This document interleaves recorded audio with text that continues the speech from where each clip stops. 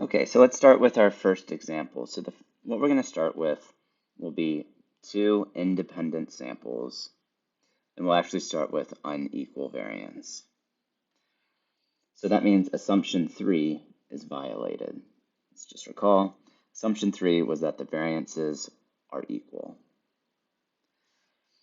So we're going to say that's not the case. So that means sigma 1 squared does not equal sigma 2 squared. Therefore, we will not pool the variances. Okay, so for this case, that is independent samples, unequal variances, let's look at our confidence intervals. So confidence interval. So as we can see, we're going to take what we're interested is in the difference in the means. So we're going to take x bar 1 minus x bar 2. And then we'll do plus or minus our margin of error. So our margin of error, so we're using the t statistic, so t with v degrees of freedom. So v is just going to be the minimum of n1 minus 1 and n2 minus 1 degrees of freedom. So just look at each sample size. Whichever one's bigger, whichever one's smaller, use that sample size. Subtract 1, that's your degrees of freedom. And then, of course, it's alpha over 2 because this is a confidence interval. And then this is what's going to be our standard error. So it's just S1 squared divided by N1 plus S2 squared divided by N2. This is what we're going to call our unpooled variance over here. And then our test statistic when we do hypothesis testing. So our test statistic.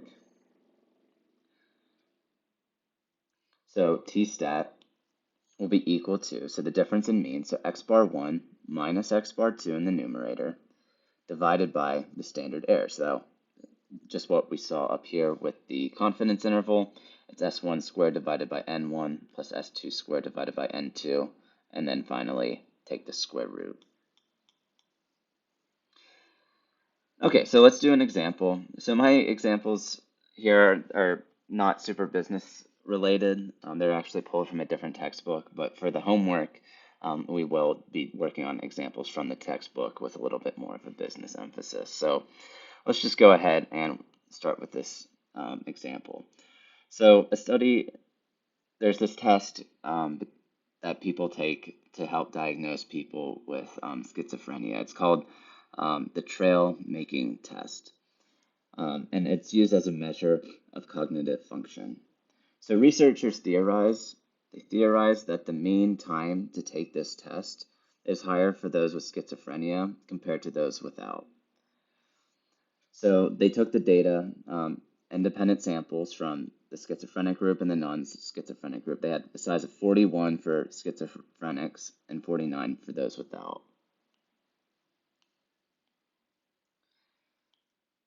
And we have our data table right here. So let's go ahead and rewrite some of this.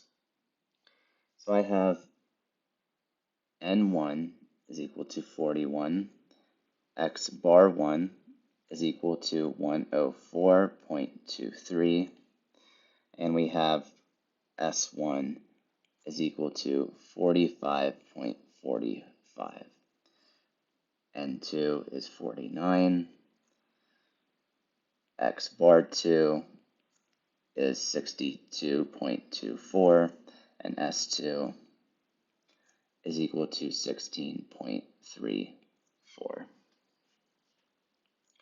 Okay, let's also notice test the hypothesis at the alpha equals 0.01 level of significance and produce a 99% confidence interval. Okay, so alpha will be equal to 0.0. Whoa, I'm not sure how that happened. Alpha is equal to 0.01. Okay, it looks like my iPad is glitching a little bit. 0.01. Okay, so let's consider some of these assumptions.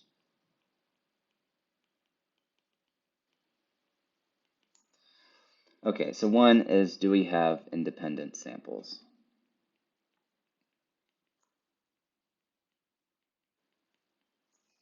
And we do. We took an independent independent random sample from one group and then the second group. So we can confirm that we have independent samples. So check. Second is that normally distributed.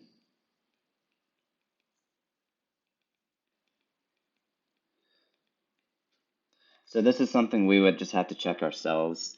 Ideally, the problem would tell us that it is normally distributed, but here we'll just have to say yes. But in the real world, we would check. Okay, do we have unequal variance? So unequal variance. So recall that we're going to do S, whichever variance is larger, we'll put in the numerator. So that is going to be S1 squared, because S1 is bigger than S2, so we'll put S1 in the numerator. So S1 squared divided by S2 squared. So that's 45.45 squared over 16.34 squared.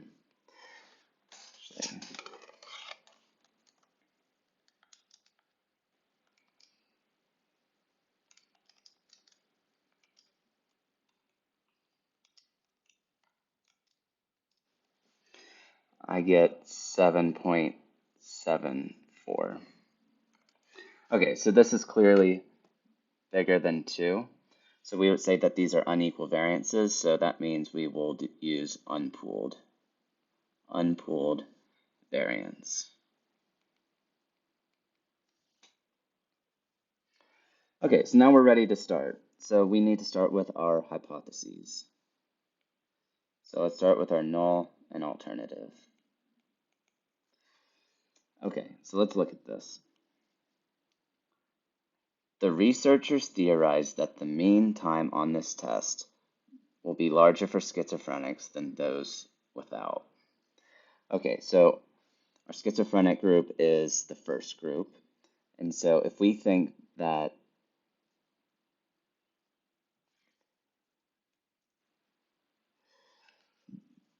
the schizophrenic group is larger, so that would mean that mu1 minus mu2 is bigger than 0. Because again, we could think about this as mu1 bigger than mu2.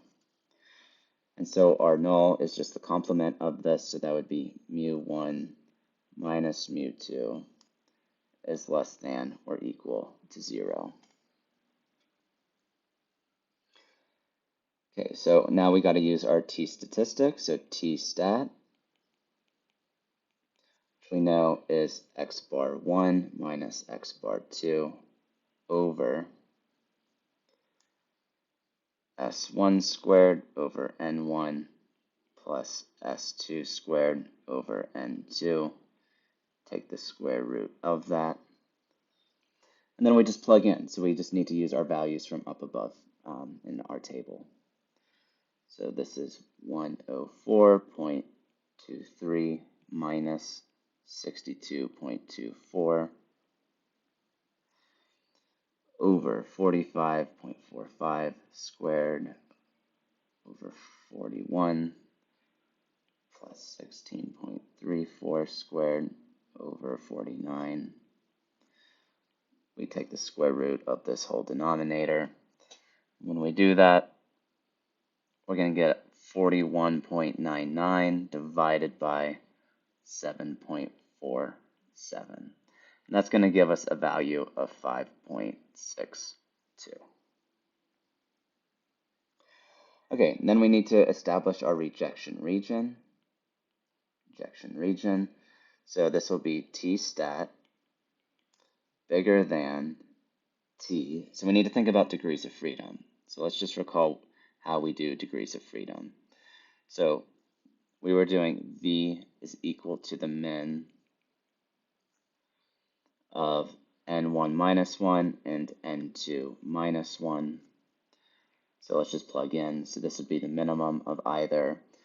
So n1 was 41 and n2 was 49. So this would be 41 minus 1, and this would be 49 minus 1. So this would be the minimum of either 40 and 48, which is obviously 40 degrees of freedom. So that means we need 40 degrees of freedom and then alpha of 0.01, so 0.01.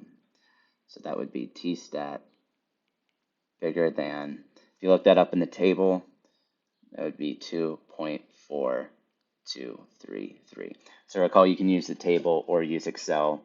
We'll be doing this in the Excel lab, so if you don't remember how to get this, you'll see how to just get these values from the Excel formulas. Okay, so now we need to form a conclusion, which is just plugging in our T-stat into our rejection region. So our T-stat is equal to 5.62, which is bigger than 2.4233, which is our critical value of T, 40 degrees of freedom, 0.01. So that means we are in the rejection region, and therefore we will reject H naught and accept HA. So to interpret this, we would say there is enough evidence to conclude that the mean test time for the schizophrenic group is greater than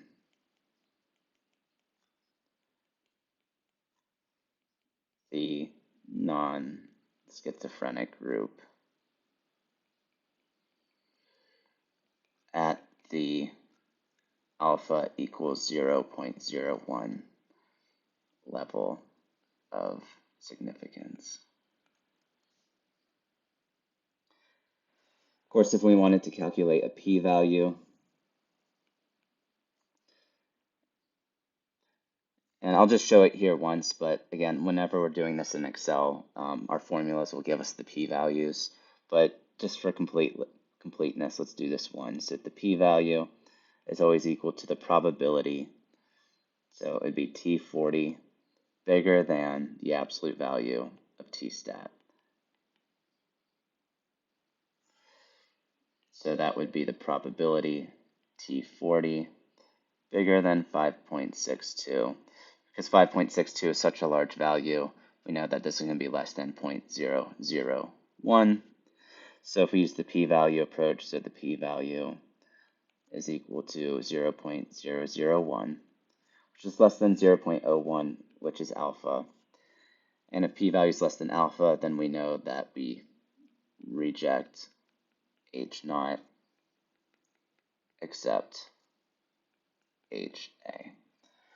Again, we will focus more on the p-value approach whenever we're working in Excel, so that we can just use this p-value conclusion criteria to make conclusions. Okay, and then finally we want to do a 99% confidence interval. So 99% confidence interval.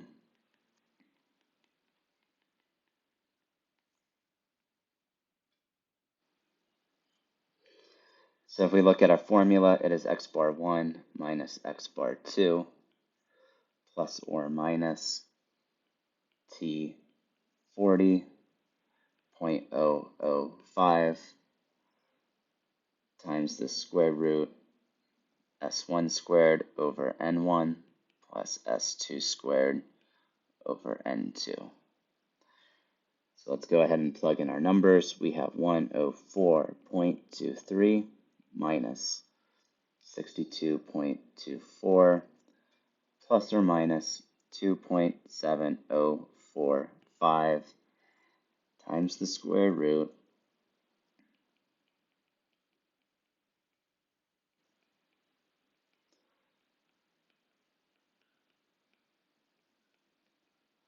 and all these numbers are just coming from our table.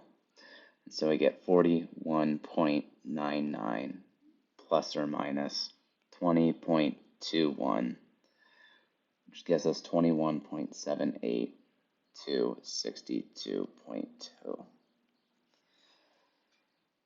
Okay, so we have 99% confidence that the difference in time it takes to take this test is somewhere between 21 and 62 minutes. And we know that the schizophrenic group is bigger than the non-group because we're doing x bar 1 minus x bar 2, and these are both positive values.